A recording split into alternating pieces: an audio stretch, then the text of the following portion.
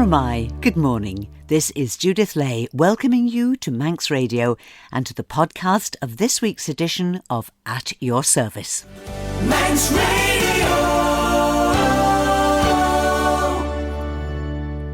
This morning we returned to a guest from the programme a couple of weeks ago when we had our first meeting with Micael, HARDIE, the new Community Partnerships Manager for the Leprosy Mission, making his first visit to the island to meet supporters of the local charity, Leprosy Mission Isle of Man. We talked about the Leprosy Mission's latest project, working with the tea pickers in Bangladesh, where the disease of leprosy is rife. But we ran out of time on that programme, so I couldn't bring you another very powerful and personal story from Micael that I really would like you to hear. So today we return to my conversation with Micael HARDIE, and we start with a reminder of what Micael said when I asked him about his childhood, which seemed to be the perfect preparation for the job he now has with the Leprosy Mission. My father was a sworn atheist. He had a rather rough upbringing and had decided by the time he was 18 that there could not possibly be a God based on what he'd seen in life and how his family had been treated. So he swore he would never go into a church again. About 12 years later, when he was 30, he had a dramatic conversion to Christianity. And a couple of years later, he felt God said to him, "Are you willing to give up everything and follow me?" And he said, "Yeah, I'll do whatever you want, God." And within a couple of weeks, he saw an advert to run a carpentry workshop in Zaire, as it was then, now the Democratic Republic of Congo. So we moved to the middle of Africa. We lived in the middle of the rainforest, in the middle of the jungles. 500 miles to the west was Kinshasa, and 500 miles to the east was Kigali in Rwanda. And in between those two cities was a huge jungle, and we lived right in the middle of it, on a missionary station that had been set up in the late 1800s, initially as a hospital and a primary school. When the doctor set up the hospital, he realised there was a big problem with leprosy, and 5 miles into the jungle, in the middle of the swamps, they found an island where they set up a leprosy colony, and that leprosy colony was where we lived. From sworn atheist to missionary worker in a few short years. How that happened is the story we're going to hear now. Yeah, well, like I say, Dad has had a rather rough upbringing, and he became a shipwright. He trained on the docks in Liverpool and sailed all around the world before he was 21. He was happy to argue atheism as well as politics with anyone who wanted to argue with him. Met my mum and settled down. They moved into North Wales from the Wirral, and he was running a team of guys in British Aerospace. And one of the guys in his team, his son died of an epileptic fit, and he said, "Look, Rob, would you mind coming to the funeral?"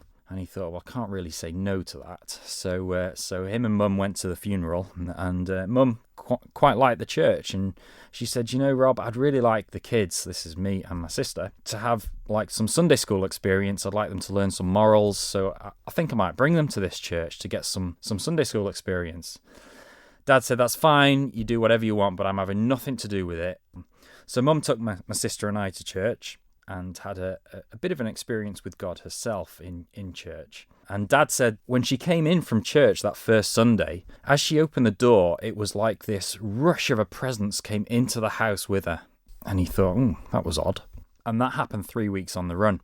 So after 3 weeks of this happening, he thought, I better check this place out and make sure it's not a cult or anything weird. It was 1981, so with his denims on and his leathers, he sat at the back of the church while everyone else was in suits and ties, made sure that everybody knew that he was not part of it, he was just observing.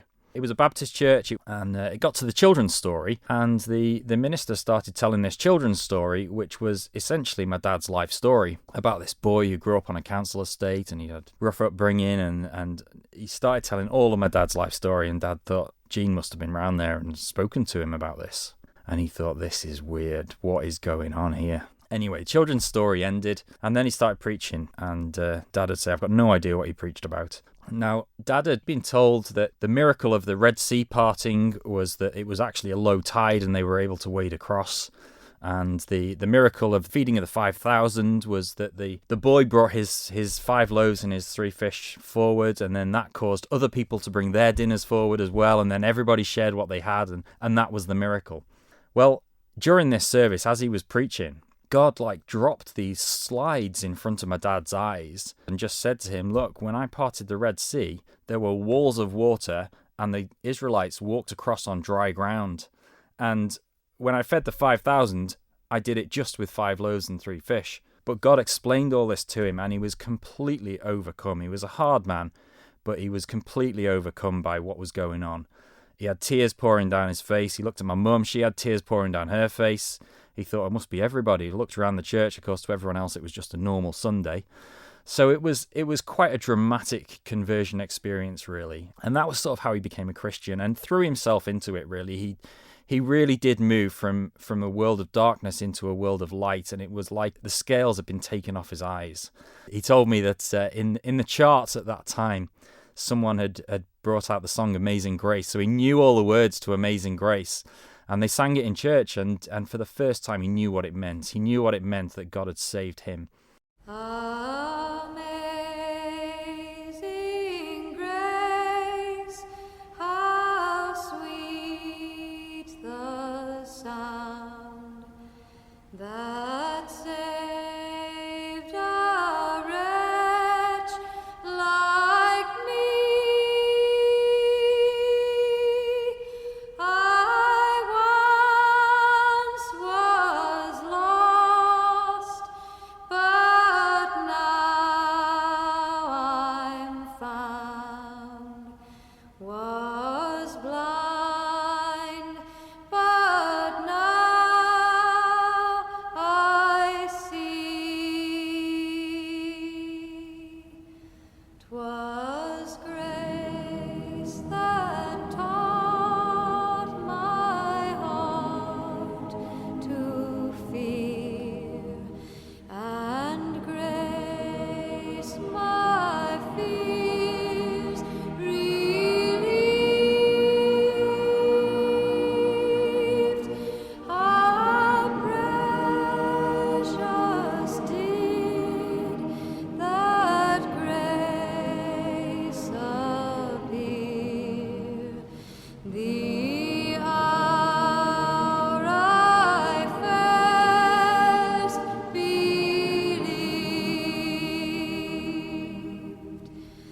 Through many dangers, toils, and snares, we have already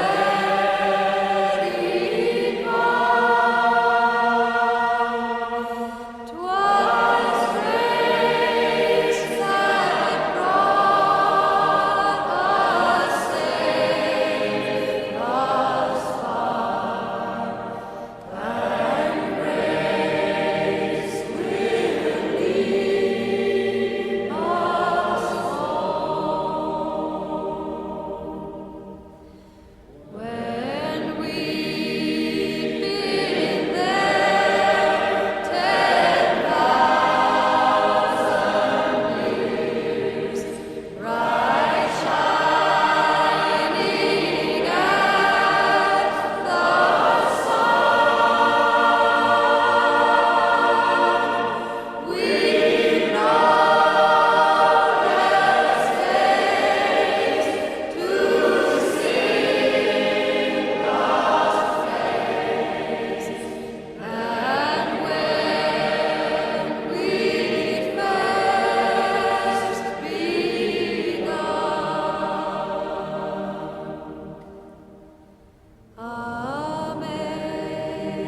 amazing grace, how sweet the sound that saved a wretch like me. I once was lost, but now I'm found. Was blind, but now I see.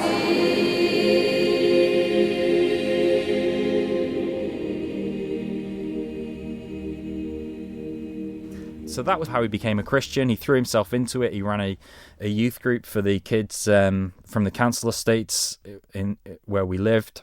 He went along to a mission meeting a few years later, and God said to him very clearly, "Are you willing to give up everything and follow me?" Well, the answer from Micael HARDIE's father was an unhesitating yes, and that's how he and his wife, with their children, Micael and his sister, spent 5 years living in a leprosy colony in Africa. So then I wondered how this shaped Michael's own faith journey. Did he just automatically follow his parents' Christian faith, or did he perhaps long for his own amazing, life-changing conversion experience? Great question, great question. So we came back to live in North Wales when I was 13 years old. My formative years were living as a missionary kid, where everybody around us was Christian, or if they weren't Christian, they at least pretended to be Christian while they were around us. So I sort of understood who God was and who Jesus was. When we came back, I guess we were thrown back into high school in Britain, and suddenly you have all these tensions and feeling pulled in different ways. And I remember when I was 14, I was in church. I can still remember exactly where I was sat in the church. It was Easter Sunday, and the preacher was talking about the crucifixion. Well, I was thinking about the crucifixion, and I looked at the palm of my hand. And as I looked at the palm of my hand, I saw the face of the devil. And I felt like God said to me, "You're either with him or you're with me. It's up to you. You can make your own choice." And then, a split second, I looked back again, and it had gone. For the next 6 months, I felt like every time I went to church or to the youth group or anything, that someone was saying to me, "You must be born again." And I thought, I do not know what you're talking about. I'm a missionary kid. I should know this stuff. But I do not understand what you're talking about. And as you say, my dad he was zapped with a bolt of lightning. So that's what I was expecting for me as well. Some sort of road to Damascus experience that completely would change me. And of course, it didn't really happen. And we went to a youth summer camp that summer.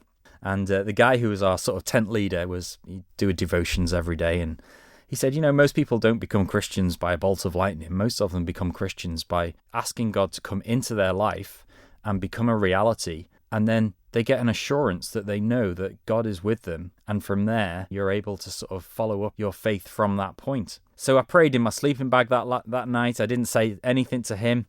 And I just said, "God, I want to be a Christian. I want you to fill my life. I want to be yours. I want my security to be in you, And really felt that was a pivotal moment in my life.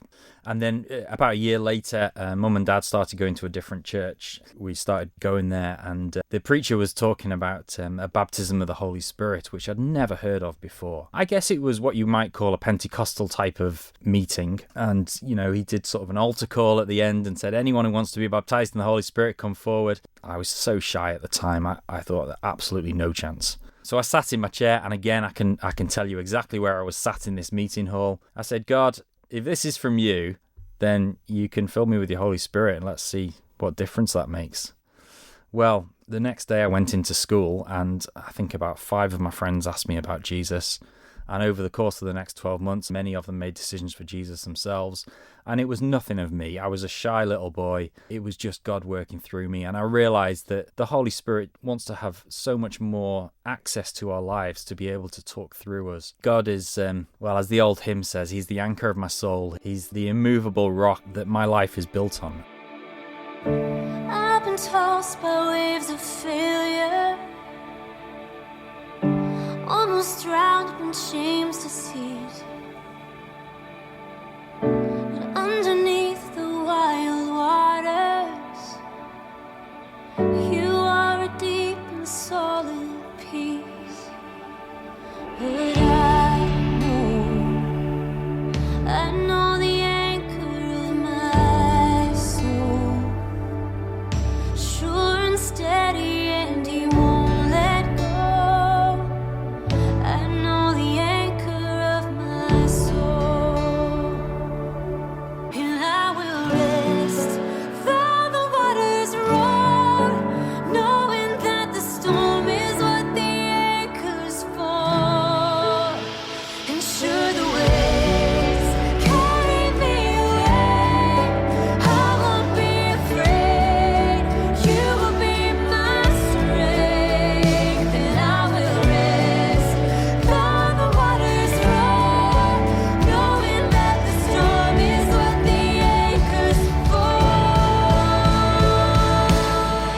God is the immovable rock that my life is built on. And, life takes you on all sorts of ups and downs. I've been through a cancer journey myself. My wife's had open heart surgery. And life throws things at you sometimes that you don't want it to happen. But at those times, that's when you really need the security of God. I've known through the good times and the bad times that God is my rock, that He is my source, my inspiration. I'm just completely committed to Him. I love Him with everything that I've got. He is my life, and for me to follow Him is what it's all about. As a teenager, I was in a band. We played all up and down the North Wales coast, really preaching the gospel through our songs. And then when Rosie and I got married, we ran a youth group for about 5 years, and that was fantastic, taking young people all over the place and just leading people to Jesus, and just loved that. And then I was part of a team that planted a church about 7 years ago, which has just thrived in Chester. But it doesn't mean that everything's plain sailing. We've had tough times as well. The 2 stepsons that I've got, we've been through some really difficult times with their teenage years. But God has just been faithful, and one of the eldest now has come back to the Lord. He's married a beautiful Christian girl. They're worship leaders and as youth pastors, and they're doing a fantastic work. But it's testament really to the faithfulness of God. It's nothing of what we've done. We just try and follow His lead.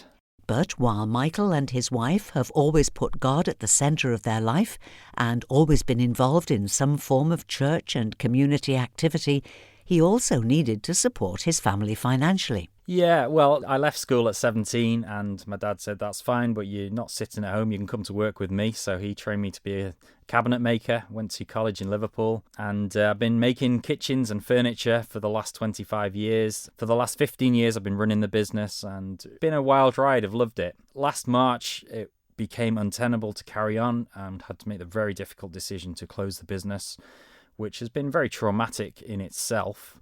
So we closed the business last March, and I thought I don't want to go back into that luxury goods industry. My heart has always been in the Congo. I absolutely loved my time there as a child. And so I started pursuing sort of some charity work and to work with some NGOs in the Congo initially. Didn't really get anywhere with what I was looking at. 12 months previously, God had given us a farm that we were living on. So we created an Airbnb there just to get a little bit of income over the summer last year.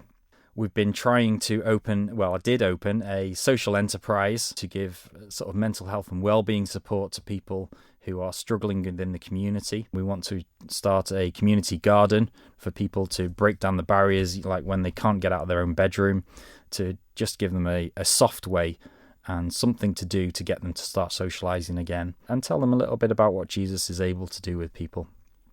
There is a kind of God's sense of humour that with that childhood experience in the Congo, where you've actually seen leprosy at first hand, that you should be drawn back now in this position where you're going around supporting the communities who are raising money for the Leprosy Mission.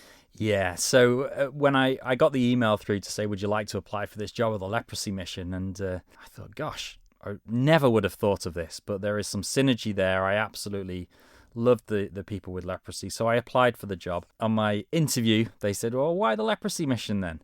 So I told them a story about one of the leprosy patients that lived with us in Africa. And to be honest, I just burst out crying. And I realised just how deeply I was affected by the leprosy patients that I knew. Malaria was a big problem where we were. We were in the middle of the rainforest, so there was mosquitoes everywhere and malaria spread wildly. It was the biggest killer by far. We would get malaria as often as you would get a common cold in Britain.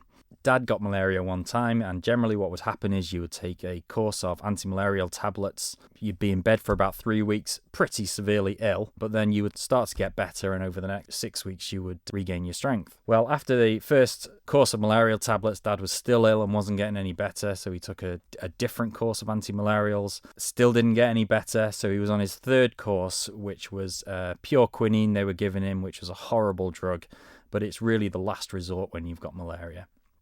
And he wasn't getting really any better. And the rumours started spreading that he was dying. And I'll never forget this day as long as I live. I was 10 years old. My sister and my mum were down in the other town, and just me and Dad at home. And there was a knock on the door. Dad hadn't been out of bed for 6 weeks. So I answered the door, and there was a leprosy patient stood there. It was 2:00 in the afternoon. It was a blazing hot day. absolutely roasting. He came out at that time of day because everyone else would have been in the houses, and he didn't want to be ridiculed for walking through the village, as leprosy patients often were. He said to me, I need to see Mondele, the white man. It's not a great translation, that, but it's kind of the translation. I said, I'm afraid you can't. He's not well, he's in bed, he's got malaria. He said, I need to see him. And he just wouldn't take no off me at all. Anyway, I eventually got Dad out of bed, and he staggered to the door.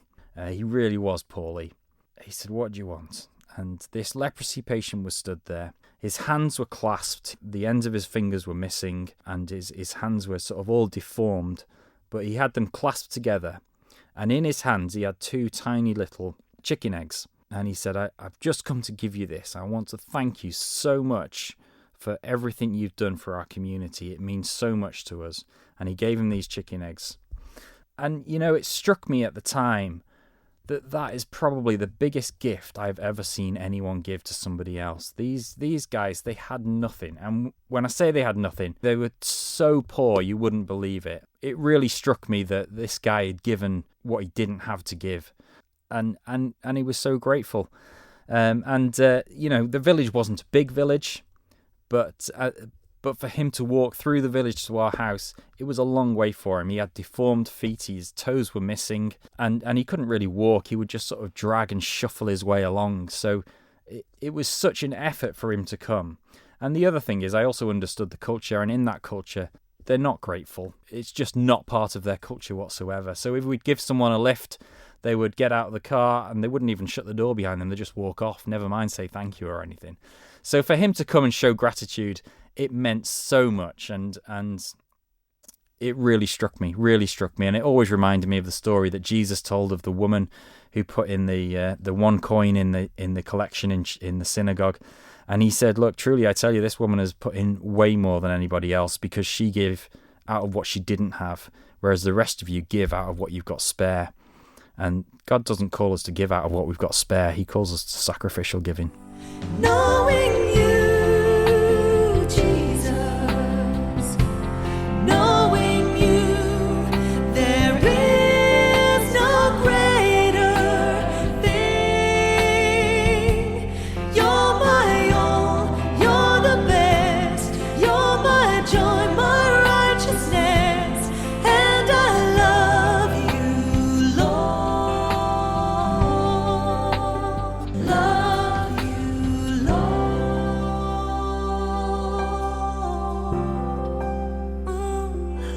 Thank you to my guest today, Community Partnerships Manager for the Leprosy Mission, Micael HARDIE, with his own powerful story of a family filled with faith in action. And now it's time to welcome back Richard Littledale, author, broadcaster and retired Baptist minister. Richard joins us each week during this season of Lent, the weeks of preparation for the celebration of the great feast of Easter. And very appropriately for this time of the morning, he's come along with another box of breakfast cereal. Do you remember the days when there used to be gifts in packets of breakfast cereal? Sometimes there would be little packets of cards. More excitingly still, some were actual toys. If you poured them out inadvertently, they would land in your cereal bowl with a satisfying plunk, sending cereal scattering in all directions. Over these weeks I have lined up a set of little cereal packets for us, like a variety pack. They may be small, but at least each one has a gift. These boxes each contain a portion of John's Gospel, and a nugget for us to hold up to the light on these Sunday mornings in Lent. Today's cereal box has a striking black and white pattern, like a chic Mary Quant dress. It is divided diagonally across the middle, with a stark contrast between black and white, like day and night. Let's pour it out. Today's passage is from John chapter 9. They brought to the Pharisees the man who had been blind. Now the day on which Jesus had made the mud and opened the man's eyes was a Sabbath. Therefore the Pharisees also asked him how he had received his sight. He put mud on my eyes, the man replied, and I washed, and now I see. Some of the Pharisees said, This man is not from God, for he does not keep the Sabbath. But others asked, "How can a sinner perform such signs?" So they were divided. Then they turned again to the blind man. "What have you to say about him? It was your eyes he opened." The man replied, "He is a prophet." They still did not believe that he had been blind and had received his sight until they sent for the man's parents. "Is this your son?" they asked. "Is this the one you say was born blind? How is it that now he can see?" "We know he is our son," the parents answered, "and we know he was born blind. But how he can see now, or who opened his eyes, we don't know. Ask him. He is of age, he will speak for himself."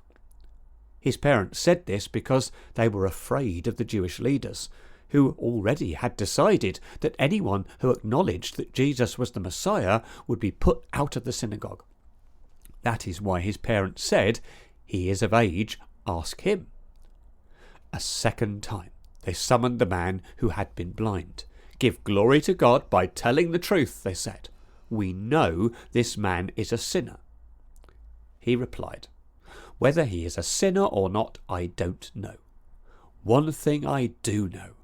I was blind, but now I see." Then they asked him, "What did he do to you? How did he open your eyes?" He answered, "I have told you already, and you did not listen. Why do you want to hear it again? Do you want to become his disciples too?" We tend to think of the Gospels as a simple recording of events, rather than a carefully curated account of the life of Christ. They are anything but. In this story, for instance, John tells the story in such a way that the contrasts are highlighted so much that they almost make you blink, like emerging from a tunnel on a bright sunny day. The blind man can see what is going on, whilst the sighted ones are blind to the truth. The religious experts cannot discern the hand of God, whilst to the unschooled beggar it is obvious. The authorities are the ones asking the questions, but the blind man has the answers and has them stumped. The irony is so exquisite that it hovers on the edge of humour. I sometimes wonder whether I make God laugh, or at least crack a wry smile. I rather suspect that he more often shakes his head as I make the same mistakes again and again. Then again, rather like in today's story, he is the one who really sees things as they are. So perhaps he has a different view entirely. Thank you, Richard Littledale. He'll be back taking inspiration from another box of breakfast cereal on next week's programme. And now it's time to take a look at our notice board, and we start with things happening today. This evening, the Mariners will be in Ballagary Methodist Chapel for a service starting at 6:30. The preacher will be Reverend David Shirtliff, and as usual, you're invited to stay on for supper and community hymn singing after the service. And something new starts this evening in the Methodist Church in Colby. Led by Kevin Mort, it's a service of contemporary worship in a cafe-style environment, and it's this evening at 6:30 in the lounge in Colby Methodist Church. Relaxed and informal and suitable for all ages, there's a warm welcome for everyone. On Thursday the 30th, there'll be a soup lunch served at Mount Tabor, Port St Mary Methodist Church, between noon and 1:30. And that'll be followed at 3:00 by a crafternoon. Bring along your own crafts and enjoy some company as you work, or come empty-handed and choose a craft from the ones that'll be provided there. And while we're on the subject of food, just a quick recap in case you've not yet had a chance to have a Lent lunch. Tuesday is the day to go to the Abbey Church Hall in Ballasalla. Soup lunch is served then between noon and 2:00. On Thursday, there's a soup lunch in the Cool Chapel on the edge of the Isle of Man Business Park, and also in St Anthony's Pastoral Centre in Ridgeway Road in Onken, both serving between noon and 2:00. And on Friday, St Thomas's, here in Douglas, just off the promenade near the Gaiety Theatre, have coffee and chat from 10:30 on a Friday morning and lunch from noon to 1:30. And everyone offers a warm welcome to all. On Friday, there'll be an old-fashioned jumble sale in Orrisdale Chapel on the Kirkmichael Loop Road. It's this Friday the 31st from 4 o'clock onwards. Admission is £2 to include refreshments with no admission charge for children, and all proceeds will benefit the chapel restoration. And because it's the first Saturday of the month, Glen May Craft Market will be open in the Glen May Chapel and Community Centre with the usual wide choice of homemade produce, handicrafts and gift items by local artists. Free entry with light lunches, homemade cakes and those famous bacon baps on sale too. Just head to Glen May and look out for the bunting and the banners. Next Saturday evening, April the 1st, Heart's Ease and the Tallis Consort are giving a concert in the Cathedral in Peel at 7:30. There's no charge and no need to book. The programme of instrumental and vocal music will include pieces by Tallis, Bird, Dowland and Bach, and a beautifully haunting Icelandic hymn. And looking ahead to next Sunday, the Mariners will again be leading a service at 6:30 in Glen May Methodist Chapel, and the preacher will be Reverend Chris Belfield, with supper and community hymn singing afterwards. And that's all that we have time for now, but I'll be back tonight at 9 for Sundown, your invitation into our virtual late lounge for a mix of easy listening music and a bit of nostalgia to round off your day. I'd love you to join me if you can. If you've got items for the notice board, do please email me, judithlay@manxradio.com. And so, till whenever we meet again, this is Judith saying thank you for listening, and I wish you and those you love a blessed and peaceful week, and a very good morning.